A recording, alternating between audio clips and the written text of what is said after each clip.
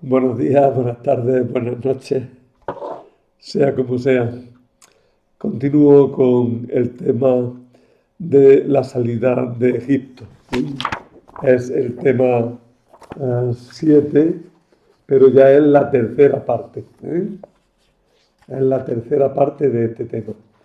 Empiezo en la página que habla de la salida de Egipto. La página 6 de mi apunte. Es que este tema ha tenido unos apuntes largos y bueno, pues a la hora de hablar de él, inevitablemente se me ha hecho también muy largo. Cuando estaba grabando las dos primeras partes creía que iba a acabar enseguida, pero han pasado muchos días desde que grabé la segunda parte y no sé si me repetiré en algunas cosas porque la memoria ya falla un poquito y no sé de lo que he hablado y de lo que no he hablado cuando va un poco como añadido, como adornando lo que ponen los apuntes. Los apuntes sí, claro, empiezo por el relato del paso del Mar Rojo. Y sin más preámbulo, sigo. El relato del paso del Mar Rojo es complejo y tan retocado que se hace incongruente y difícil de seguir. Porque unas veces se habla de huida con persecución, otras de expulsión y otras incluso de permiso para salir. Y todo eso revuelto en un mismo relato.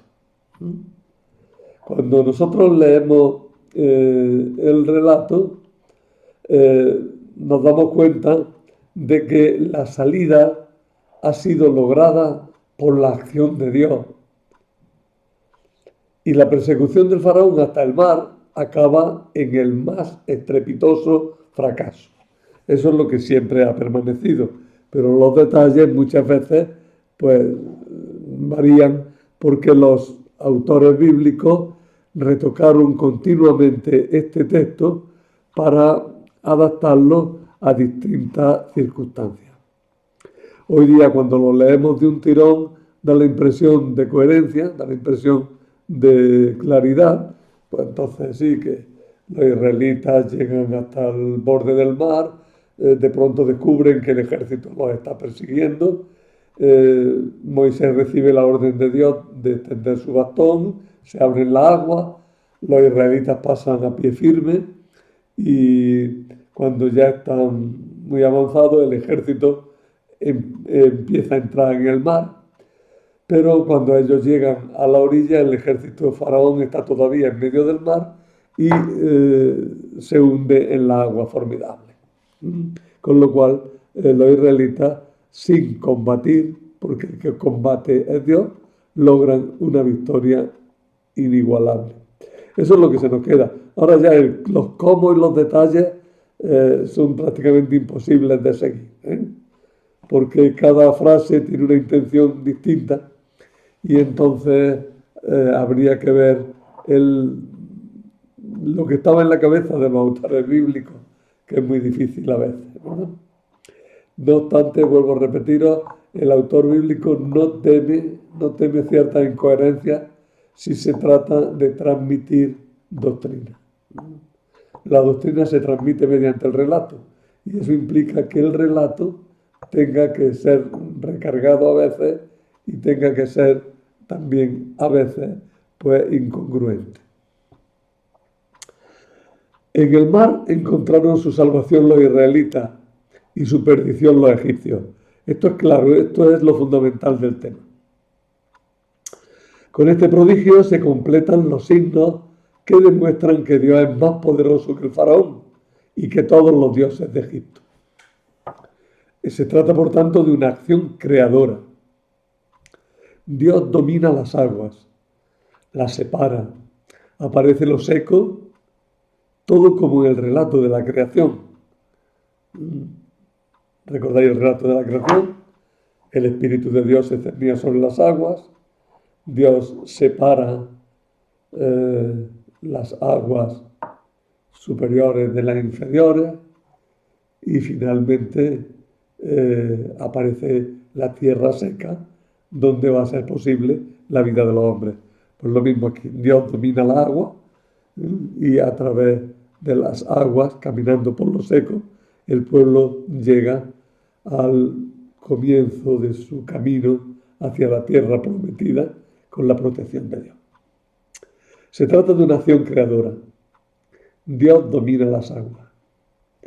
Se pasa de la noche de la angustia y la persecución al día que los israelitas ven los cadáveres de sus enemigos y el horizonte de la libertad por delante. Recordad que lo que estoy diciendo aquí, que hay bastantes paralelos con el relato de la creación, aunque no se vean a primera vista.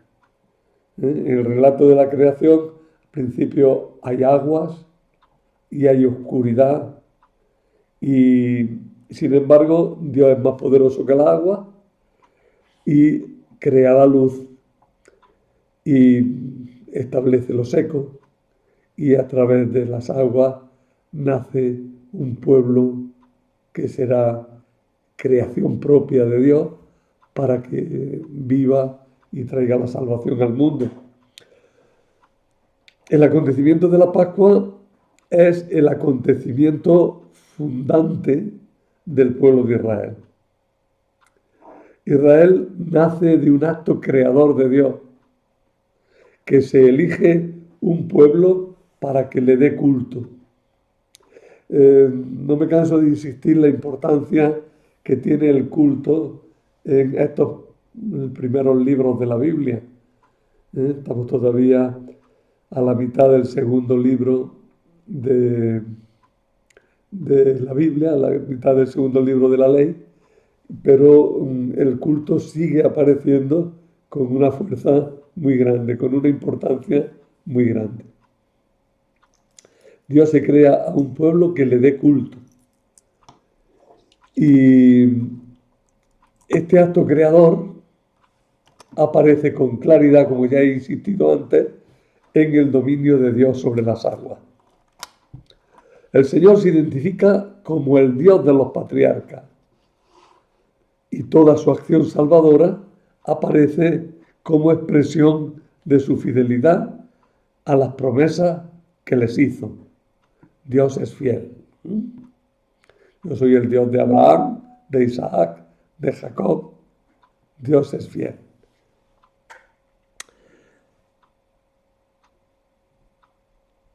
Dios es más poderoso que los poderes de la tierra, personificados en el faraón, y que los dioses de los enemigos de Israel, pues hasta el poderoso Ra, el sol, se vuelve tiniebla cuando el Señor lo ordena. Fijaros que las plagas que precedieron a la salida están indicando que Dios es más poderoso que los dioses de la tierra. Dios es más poderoso que los que gobiernan. Dios es más poderoso que las grandes fuerzas de la naturaleza. Esa idea del gran poder de Dios, de la superioridad de Dios, puesta tremendo, puesta al servicio de unos esclavos, es algo que por un lado desconcierta y admira. Y por otro lado nos hace comprender la infinita bondad de Dios. La salvación de Dios es total. Otro aspecto importante. Los egipcios sufren la muerte de sus primogénitos. Son despojados de sus bienes. Recordáis que cuando iban a salir, los israelitas le pidieron a los egipcios que les dieran préstamos de joyas, de cosas, y los egipcios se los dieron. Es un despojo de los egipcios. Los egipcios son despojados por los israelitas cuando van a salir del país.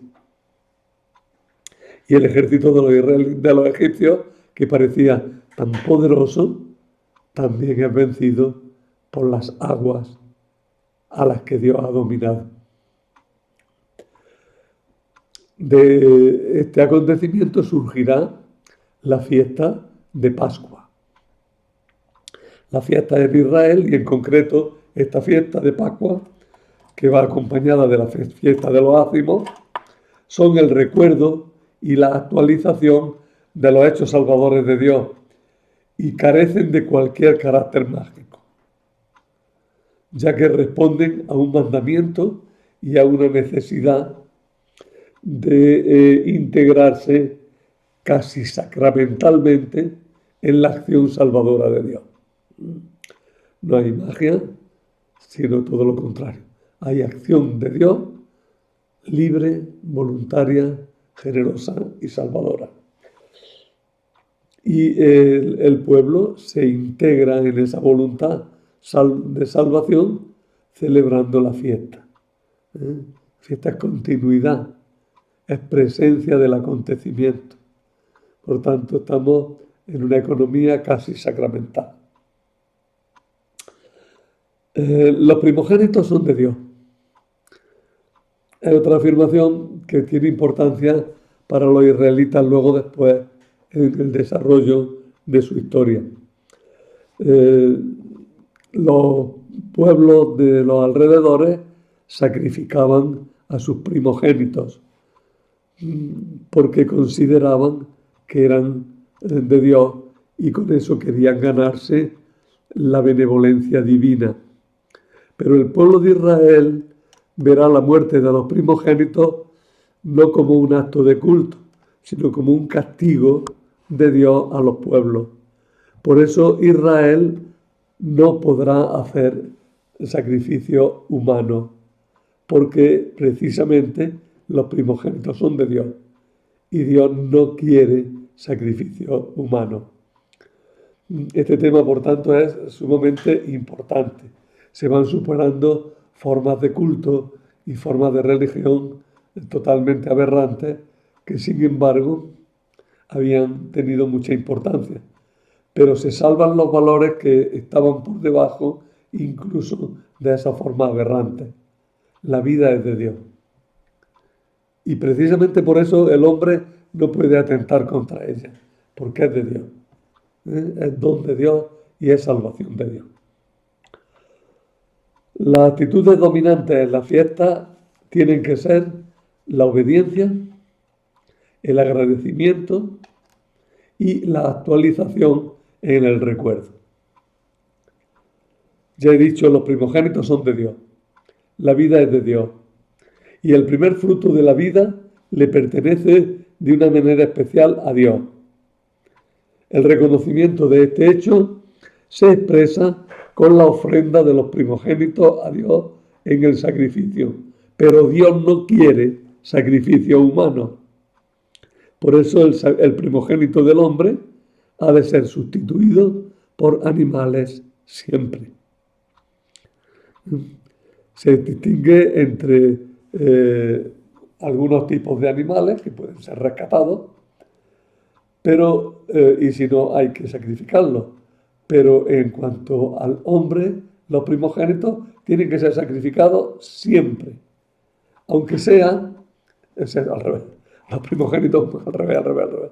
Tienen que ser rescatados siempre, aunque sean sustituidos por cosas muy pequeñas como unas palomas, un par de palomas o dos pichones, como dice en el texto del Evangelio referido a Jesús.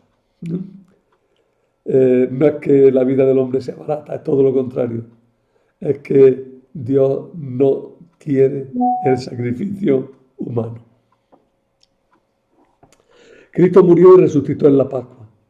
Cristo es el verdadero Cordero Pascual, cuya sangre nos libra de la condenación que merecen nuestros pecados.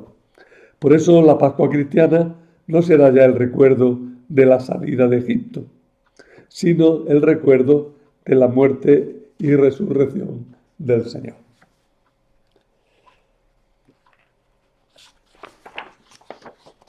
Además, en el paso del Mar Rojo vemos un anticipo del bautismo, ya que a través del agua renacemos a una vida nueva. También el bautismo es una nueva creación. Somos renovados totalmente. Somos rehechos por Dios.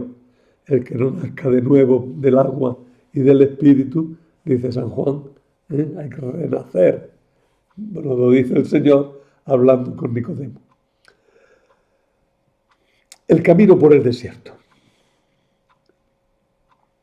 Después del paso del Mar Rojo, con todos los prodigios que lo acompañaron, el israelita, el pueblo de Israel, empezó su camino por el desierto. Aquí es donde empieza el camino por el desierto, de verdad.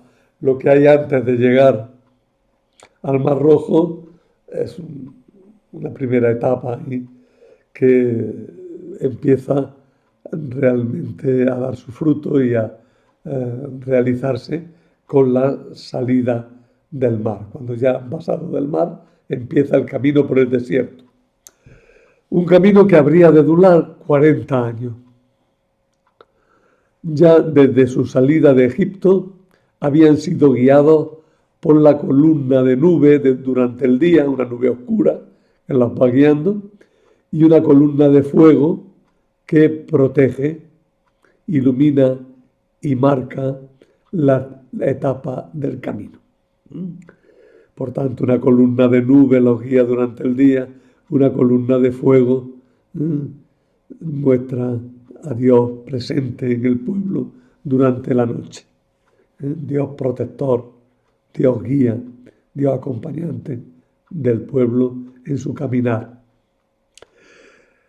Durante todo el camino, Dios multiplicó sus portentos y multiplicó su amor, mientras que el pueblo mostró su debilidad y su terquedad.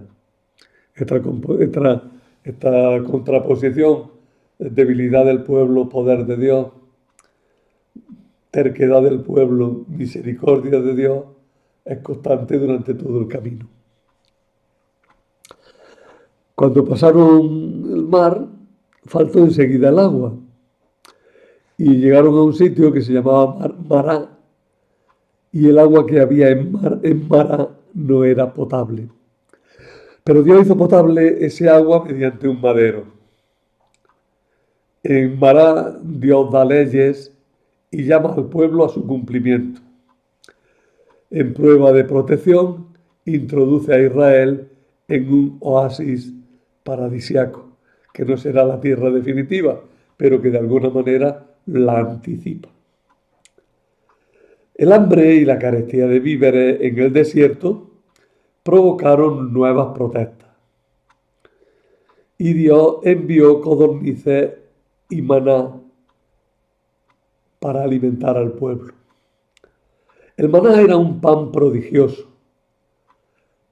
que se daba para calmar el hambre del pueblo. El relato del maná sirve también para instar al pueblo a que guarde el sábado como día de descanso. Fijaros que el maná, he puesto aquí un recuadro en la página siguiente. La palabra maná proviene de un juego de palabras. Los israelitas al verlo decían maná, que significa exactamente ¿qué es? Y ese es el nombre que se le quedó, el maná, el qué es. Se ha identificado el maná con la resina de un arbusto que se da en el monte Sinaí. Esta resina se solidifica con el frío de la noche y convenientemente molida y horneada da lugar a una torta de agradable sabor. Bueno, quizá esté eso en el fondo, pero la tradición bíblica fue engrandeciendo el recuerdo de ese alimento hasta convertirlo en un alimento milagroso que muestra la protección de Dios sobre su pueblo. Falta una pequeña línea en el recuadro de los apuntes, pero ya se queda así. que muestran la protección de Dios. Dejadlo ahí si queréis.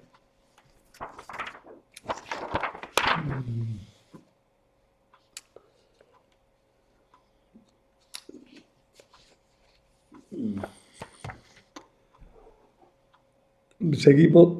De nuevo se rebeló el pueblo por la sed en un lugar llamado Refidín. Todos estos lugares no se sabe dónde estaban. Se supone que están en toda esa zona que hay entre la península del Sinaí y Palestina. Fijaros, a ver si yo soy capaz de no. Mira, ahí donde pone la flecha, a ver si me gusta ponerlo en medio. Ahí donde pone la flecha y pone norte. Bueno, pues todo el sur más abajo pone Sinaí y pone ahí Serabit el Jadín y más abajo Gebel Musa. Bueno, pues por toda esta zona de abajo del Sinaí es donde se pueden ubicar estos lugares, Pará, Masá, Refidín. Fijaros que no lo he puesto en el mapa. ¿Por qué? Pues porque la realidad es que no se sabe bien dónde estaban. Probablemente eran pequeños oasis, lugares donde había fuentes, donde había pozos. Allí es donde se situaban estos lugares. Pues bien, en Refidín, los israelitas se rebelaron porque carecían de agua. Aquí la intervención de Dios fue más solemne porque también la rebelión había sido más profunda. Otro peligro que asaltó a los israelitas durante su viaje por el desierto fueron las tribus nómadas que los atacaban. A veces eran tribus bastante poderosas, no tenían territorio, pero iban de un lado para otro. Asaltaban caravanas, atacaban a los lugares fronterizos. Una de esas tribus importantes eran los amalecitas, Amalek. Los amalecitas atacaron a Israel. Israel los venció, pero los venció porque Dios los apoyó, porque Moisés estaba intercediendo por ellos. Fijaros en esto que es muy importante. Es la intercesión de Moisés la que consigue la intervención de Dios. Además, es una intervención que a nosotros nos es muy sugerente, evidentemente. Moisés, con los brazos en cruz, suplica a Dios. Y mientras que Moisés está con los brazos en cruz, viene la victoria de Dios. Si se cansan y bajan los brazos, pierde Israel. No se trata de algo mágico, sino que se trata de una auténtica profecía, de un anuncio, de un tipo. Dios, por la intercesión de su enviado, Dios, por la intercesión del que Él ha puesto como intercesor, concede la salvación. Por eso nosotros en los brazos en cruz de Moisés vemos los brazos en cruz de Cristo, que ha intercedido y sigue intercediendo por nosotros para que podamos vencer al mal y podamos seguir nuestro camino por la vida hasta llegar a Él. Una visita del suegro de Moisés, el padre de Séfora, Jetró. El suegro de Moisés recibe dos nombres, Jetró y Reuel. Aquí se le llama Jetró. Una visita de este hombre que aparece como un jeque madianita, parece como un personaje importante, de las tribus nómadas también, pero está aliada con Israel. la visita es la ocasión para que los madianitas reconozcan el poder del Señor al conocer los prodigios que Dios ha realizado en favor de Israel. Jetro ayuda a Moisés al hacerle ver que debe dar una estructura social al pueblo, nombrando jueces que descarguen su trabajo. La ocasión se aprovecha también para dar instrucciones sobre las cualidades que debían tener los jueces de Israel. Otro episodio importante es el de las aguas amargas en Mará. Una cosa, voy poniendo cuidadosamente en los apuntes las diversas citas. No os canso con números, pero de todas maneras es importante que veáis en esa cita los relatos, porque si no os va a costar mucho más trabajo entender lo que estamos diciendo. El relato de la agua amarga en Mará lo tenéis en Éxodo 15, 22, 27. 15, 22, 27. La palabra clave del relato es precisamente Mará, que significa amargura. La explicación de los nombres de los lugares es un pretexto narrativo y un medio mnemotécnico para inculcar ideas. El pueblo pasó por la amargura del desierto, pero pudo sobrevivir porque Dios, con su protección, volvió dulces las aguas. Los cristianos sabemos que el verdadero madero que vuelve dulces las aguas amargas por el pecado es el madero de la cruz. También tenemos un relato en el libro de los Reyes en el que se nos habla que Eliseo, echando un trozo de madera en una agua que no era potable, la volvió potable. Estos signos en los que el madero o la madera de alguna manera hace potable el agua fueron vistos siempre por los padres como figura y anticipo de lo que ha realizado el madero de la cruz, salvándonos, volviendo nuestra vida potable, nuestra vida vivible, si cabe esa palabra. Algunos autores, hablando de los episodios del destierro, del desierto, os tengo que pedir perdón, porque es que tengo la nariz taponada y al tener que hacer mucho esfuerzo en pronunciar, pues a veces las ideas se enredan un poco. Algunos autores distinguen en los relatos del desierto entre quejas legítimas y rebeliones. Las quejas legítimas son momentos en los que el pueblo lo está pasando muy mal, está sufriendo y se queja humildemente de alguna manera. Se queja a Dios diciendo: Señor, estamos pasándolo muy mal.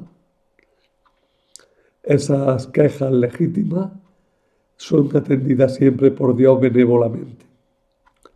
Sin embargo, las rebeliones, que son momentos en los que el pueblo se subleva contra Dios, sublevándose contra Moisés, suelen ser castigadas muy duramente si no hay intervención de Moisés. El relato de Mará pertenecería a las quejas legítimas, pues no implica ninguna rebelión por parte de Israel, ni ningún reproche al pueblo por parte de Dios. Sin embargo, la expresión "allí le puso a prueba Dios" reflejaría que en otro momento distinto de la tradición se vería este episodio como una auténtica rebelión. El relato de todas maneras concluye con una noticia algo sorprendente,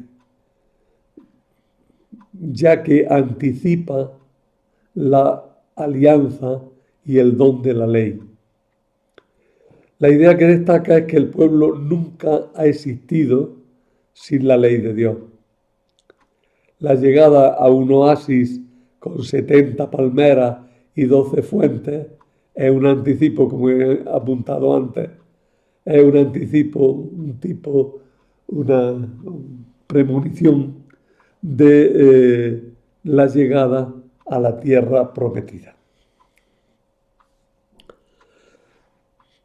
Otro episodio es el de las codornices y de nuevo el maná. Este es uno de los relatos más ricos en sugerencias y más comentados en todo el libro del Éxodo. El relato combina dos tradiciones distintas, ya que el fenómeno del maná, al margen de su carácter sobrenatural en el relato, se da en el desierto en una época del año, y el paso de bandadas de codornices por esa zona se da en otra época del año. Sacar la conclusión de que se refiere a la experiencia de dos grupos diversos parece excesivo. Y es mejor decir sencillamente que las tradiciones del pueblo hablaban de distintos actos de Dios protegiéndolo en diversas circunstancias, aunque a veces esas narraciones se fundan entre sí, porque lo que importa no es tanto ni su geografía ni su cronología, sino que lo que importa es la verdad grande de que Dios protege a su pueblo.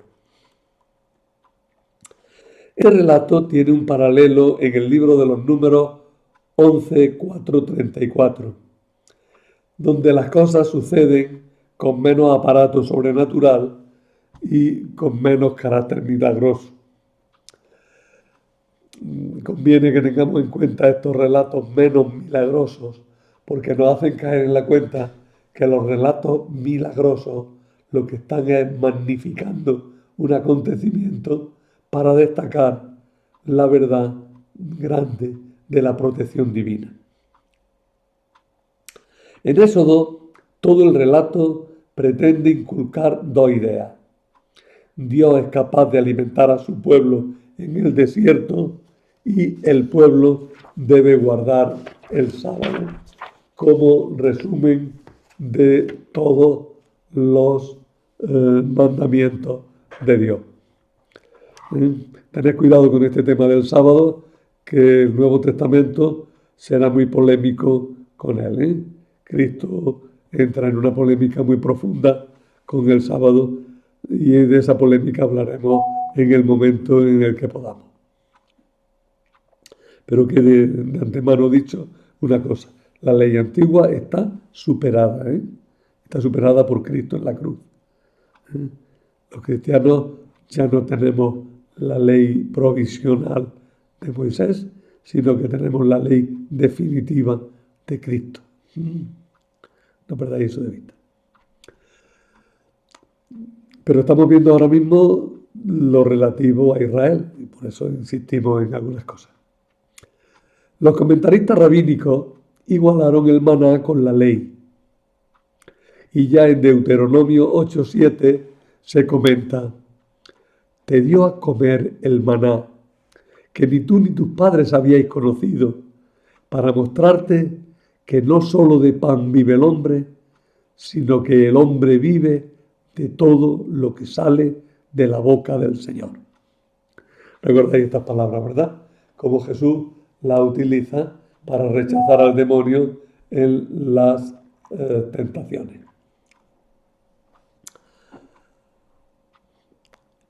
Estas palabras, ya digo, reaparecen en las tentaciones de Jesús, cuando con ellas rechaza al diablo que quiere hacerle convertir las piedras en panes. del maná entendido como pan del cielo y por tanto como ley de Dios, se pasa al maná como símbolo de Jesús y como anticipo de la Eucaristía. En el Evangelio de Juan, en el capítulo 6, las polémicas de Jesús sobre el verdadero pan del cielo son muy importantes. La palabra maná aparecerá en Juan 6, 31 y 49 varias veces. Se habla del pan del cielo, del pan de Dios, del pan vivo. Pero sin duda que el evangelista está pensando en la Eucaristía, que a su vez nos habla de Cristo. El pan, la Eucaristía, Cristo, en el relato de Juan 6 se identifican. Pero además la referencia constante es al pan del cielo, el maná que Dios dio a los israelitas como signo y anticipo del maná definitivo que nosotros recibimos. La palabra maná queda, por tanto, para nosotros como un anticipo de la Eucaristía.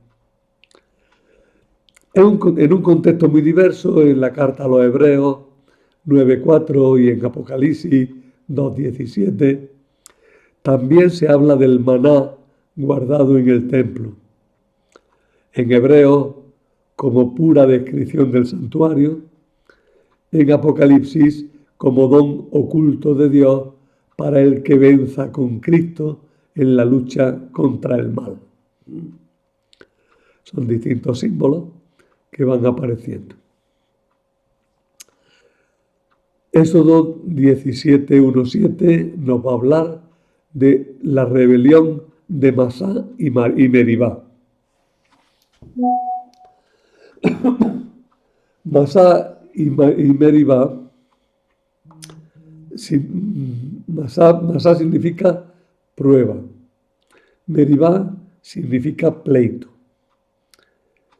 Israel pone a prueba a Dios, pleitea con Dios. Es la primera gran crisis desde la salida de Egipto. Las palabras del pueblo son durísimas. Nos has sacado de Egipto para hacernos morir de sed a nosotros, a nuestros hijos y al ganado. Es una auténtica blasfemia. Aparece la desconfianza en Dios en toda su crudeza. ¿Está el Señor con nosotros o no? Se olvidan de los beneficios de Dios que acaban de suceder. Ven solo lo inmediato, la sed. Hasta Moisés se queja a Dios. ¿Qué voy a hacer con este pueblo? Falta poco para que me apedreen.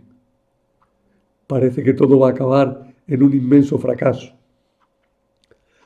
La respuesta de Dios es solemne, pero es paciente. Moisés tendrá que actuar con toda ceremonia, usando el cayado que había realizado los prodigios ante el faraón, que había abierto el mar. Ante la duda del pueblo, Dios promete a Moisés: yo estaré contigo. El agua va a salir del lugar más imprevisto y más imposible, de la roca. El relato tiene un paralelo también en Números 21:11, pero allí en Números aparece el tema de la incredulidad de Moisés y Aarón, que no aparece en el Éxodo. El tema del agua de la roca es constante, es un tema que se repite más veces en la Sagrada Escritura. En los apuntes os he puesto una lista de citas para el que, por lo que sea, no tenga a la vista los apuntes. Te los pongo en medio de pantalla.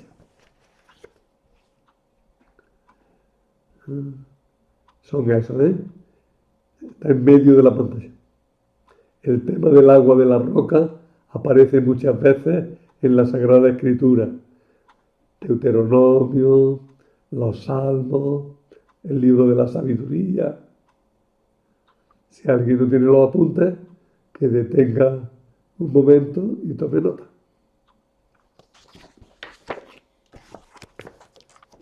Se decía que la roca acompañó al pueblo por el camino del desierto. Esa leyenda la recoge también San Pablo, que afirma contundentemente que la roca representa y anticipa a Cristo. Fijaros lo que dice San Pablo. No quiero que ignoréis, hermanos, que nuestros padres estuvieron unidos bajo la nube, y todos pasaron por el mar, y todos fueron sumergidos por Moisés en la nube y en el mar. Todos comieron la misma comida espiritual, y todos bebieron de la misma bebida espiritual, ya que bebían de la misma roca espiritual que les seguía. Y la roca era Cristo. Pero la mayoría de ellos no agradaron a Dios, ya que sus cuerpos quedaron tirados por el desierto. Esto lo cuenta San Pablo en 1 Corintios 10, 1, 5. 1 Corintios 10, 1, 5, que recoge el tema del agua que brota de la roca. La roca era Cristo. Del costado de Cristo abierto en la cruz brota sangre y agua que nos salvan. Los enemigos, la lucha contra los amalecitas. Está en Éxodo 17, 8 al 16. Otro de los peligros del camino por el desierto eran las tribus nómadas que merodeaban por él y con las que era fácil entrar en conflicto. Se nos habla de dos de ellas, de los amalecitas y de los madianitas. De los amalecitas se nos habla negativamente. De los madianitas, aquí en Éxodo y en Números, se nos habla positivamente. Luego en el libro de los jueces se nos hablará negativamente también, Pero aquí los amalecitas son enemigos y los madianitas son amigos. Luego, a lo largo de la historia de Israel, los madianitas se volverán también enemigos. Dios defiende a su pueblo.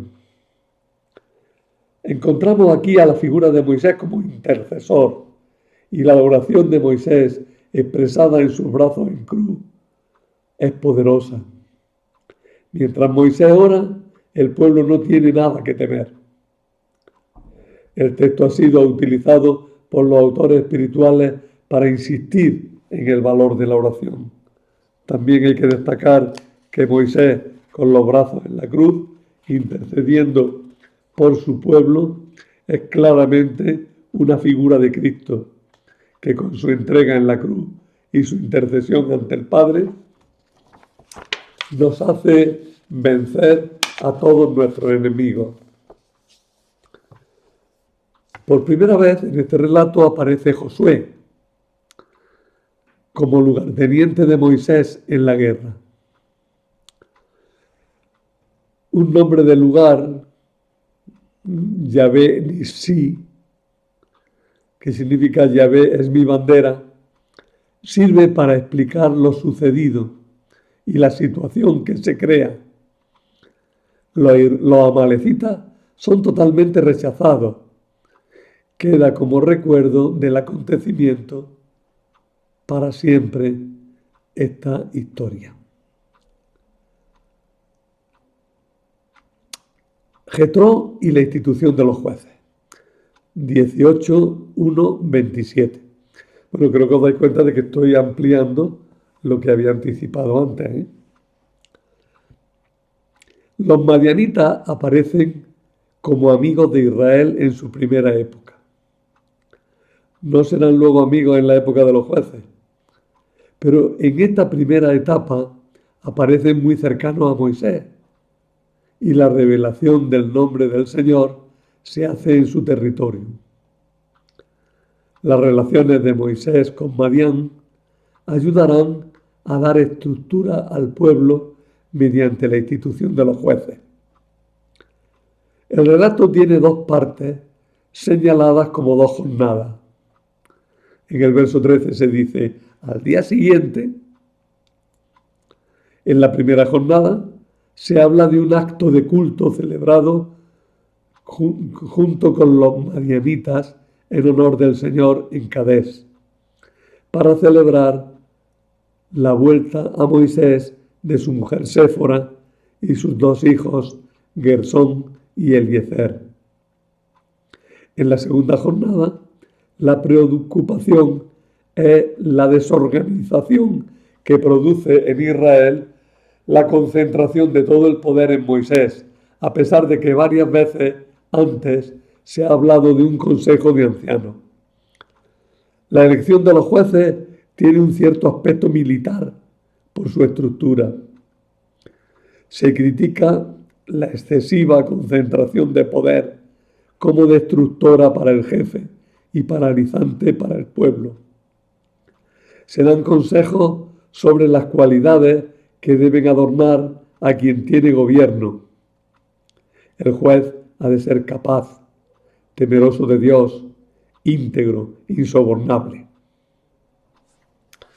Por tanto, esta sección tiene unas cuantas ideas que tenemos que recalcar. Todo el camino por el desierto es una educación del pueblo. Dios aparece fiel, poderoso, paternal, protector, pero el pueblo se muestra desconfiado, rebelde, débil, voluble, olvidadizo, ingrato.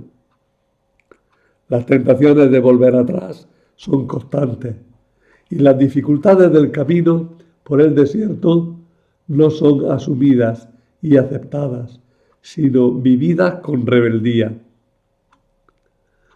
La amargura, la sed, el hambre, los enemigos, la desorganización interna, son dificultades que tiene que vencer quien quiera caminar por el desierto. Pero Dios está con su pueblo.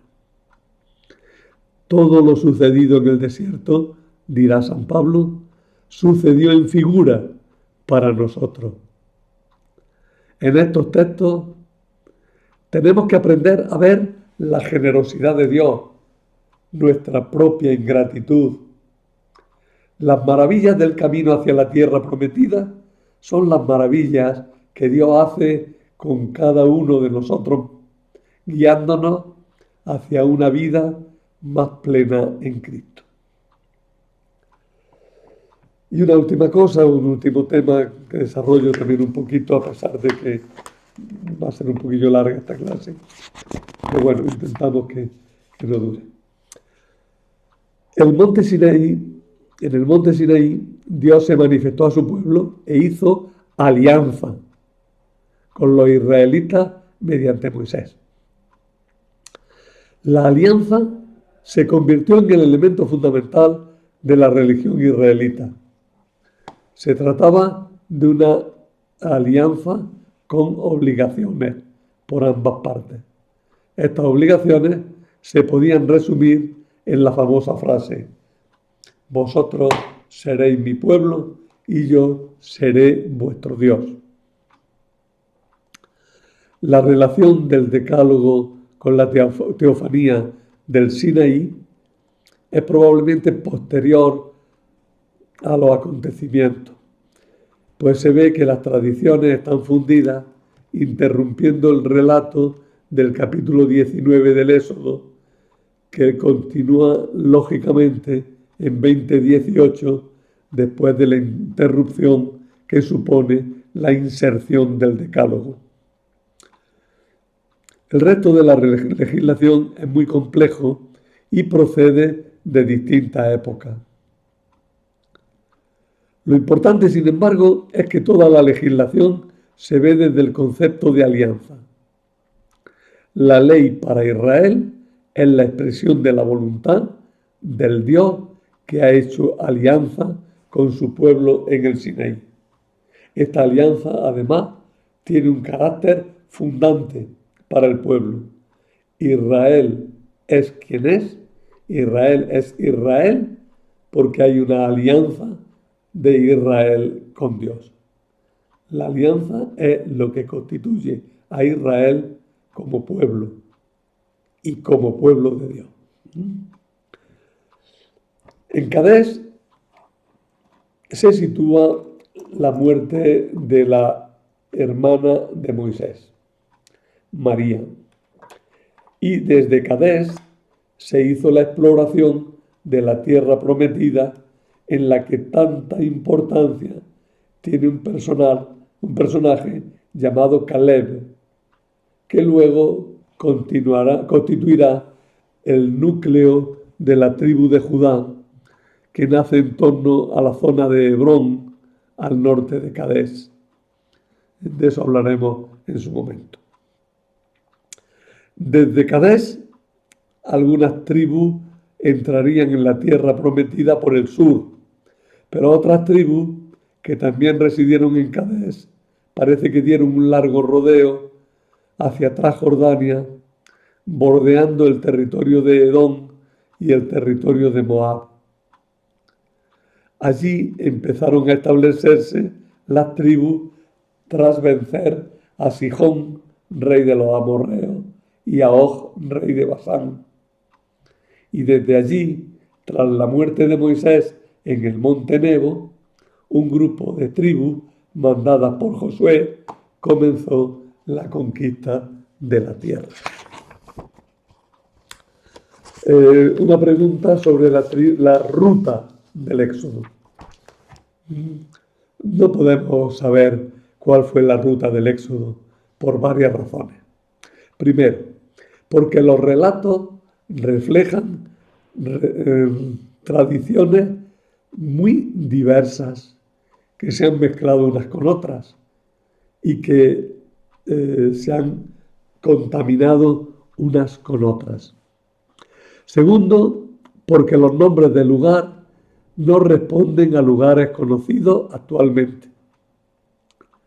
Tercero, porque es probable que diversos grupos salieran en momentos diversos y se aplicase a unos grupos lo que en realidad sucedió a otros. Y porque no se trata de un acontecimiento de masas que dejará huellas en la memoria de Egipto. No tenemos ni un solo documento extrabíblico sobre el Éxodo. No fue una cosa así como la ponen en las películas, grandiosa, no. Fue una cosa probablemente sencilla, pero el pueblo de Dios mantuvo esas tradiciones, las engrandeció y las transmitió a lo largo de los siglos para dejar claro que el pueblo de Israel era el pueblo elegido de Dios y que Dios lo protegía y lo seguiría protegiendo para siempre. Probablemente las tradiciones se refieran a esos dos distintos, por lo menos. Uno se debería a una huida de Egipto y otro a una expulsión. Se pueden establecer entonces varias rutas. Una por el norte, otra más al sur. En los apuntes os he puesto un mapa que tiene algunas rutas posibles del Éxodo. Podéis verlo ahí, pero vuelvo a repetiros que son reconstrucciones muy hipotéticas porque en realidad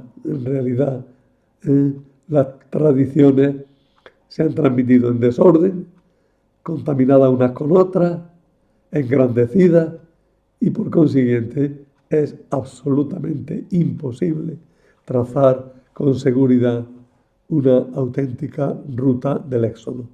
Queda simplemente que salieron de Egipto, atravesaron el desierto, un punto de llegada que es importante es Cadés, y que desde Cadés unos se fueron hacia el este para entrar desde el este atravesando el Jordán, pero que algunos quizás desde el sur, atravesando el Negev y por Judá, entraran hacia el norte. No sabemos más.